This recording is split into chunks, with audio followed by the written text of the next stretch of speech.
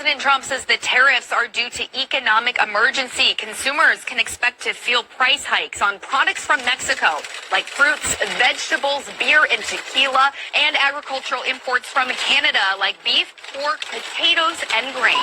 Shoppers in Phoenix prepare for prices to go up at grocery stores. Working 40, 60 hours a week just to pay for groceries. Some saying higher costs driven by tariffs would force them to make tough choices. There are some things I might just have to give up. These moms even telling us they sometimes make the decision to feed the kids but skip their own meals. I could barely afford to eat these days. Man, It's hard.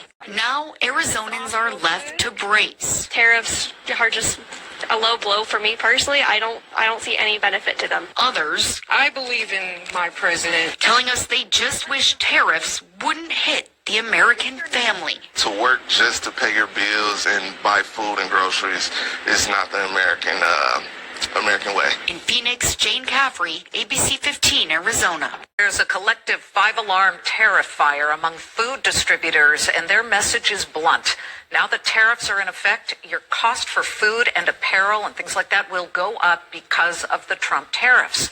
Target CEO warning consumers could see price hikes within days. Snack giant Mondelez has already raised prices on several products, and Walmart says food price hikes are causing frustration and pain. And then the USDA says food prices, including beef and chicken, will increase by 2.2% this year, going in the wrong direction. At this Connecticut supermarket, they're bracing for price hikes. Everything is more. Everything go up. With those tariffs on goods from Mexico and Canada now in effect.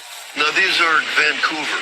Okay. There are lots of people that grow tomatoes all over the world. So probably if these go up 25% again, we'll have to look for another source. On the other Stu Leonard Jr. is the president and CEO of Stu Leonard, a family-owned grocery chain on the East Coast with 8 locations. The tariffs making keeping prices low a financial and logistical challenge. So right now your salmon is $9.99 a pound? Yeah. Farm raised from Canada. Yes, ma'am. But if we're looking at a 25% tariff, then we're looking at an increase up to $12, $13. Yes. He's trying to keep those 25% increases from hitting his customers. We are a little concerned about what's going on, but we're doing our best. We're talking to the suppliers. We're trying to keep the price down. We are anticipating a higher cost in the next couple days. Those tariffs on almost all goods, likely to be felt by Americans at the grocery store first. These are $2 for $5 right now. Right, two right? for $5. And these are coming straight from Mexico. Yeah. This one is tough because I can't source. I can't go to it somewhere else and get avocados. I got to raise the price. You got to raise the price. I got to raise it. I have to. I can't get them anywhere else. And those price hikes could change buying habits. So if you're seeing a 25% increase in avocados, for instance, does that mean you're going to be buying less of some of that produce? No question. And it's not just food, but booze, with prices on beer from Mexico. Is in the bullseye as far as raising the price 25%. So And this tequila. is a great seller. I can't buy this anywhere else in the world.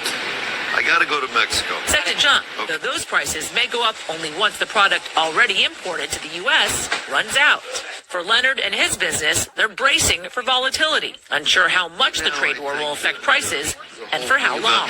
It's like tariffs is a dartboard. Yasmin joins us now in studio. So Yasmin, we just heard from Christine before your report. Yeah. You were in the grocery store. What are shoppers telling you? Are they already feeling it? Besides eggs, are they seeing it with other items too?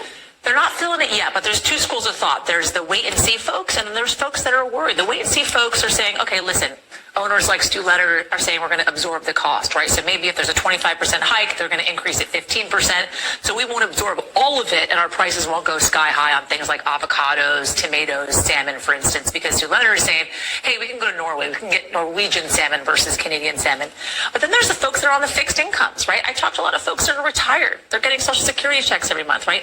A 20% hike, even 15% hike in prices at grocery stores, that's going to cost a lot for them. That's a major hit for them. And they're going to think twice about buying avocados, tomatoes, salmon, and a lot of goods that are coming from these places now.